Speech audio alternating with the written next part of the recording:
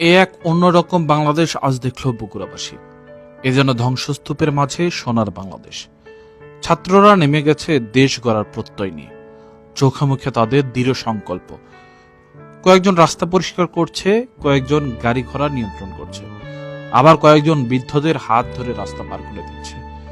কেউ বা বড়দের শিখাচ্ছে ফুটপাত দিয়ে হাঁটতে।